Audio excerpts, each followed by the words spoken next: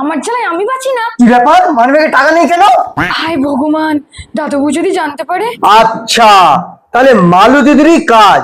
আজ তো আমি হাতে নাতে ধরবই। মালু দিদি, ঘরটা একটু পরিষ্কার করে দাও তো। হ্যাঁ দিচ্ছি দাদাবাবু।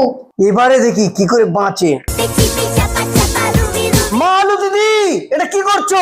মানিব্যাগটা এখানে পড়েছিল তাই গুছিয়ে রাখছি। এবারের মতো বেঁচে গেছে।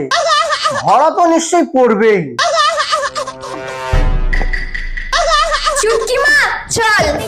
হ্যাঁ চলো। আমার টাকা চুরি করা, আজ আমি ওকে পুলিশের হাতে দেবই।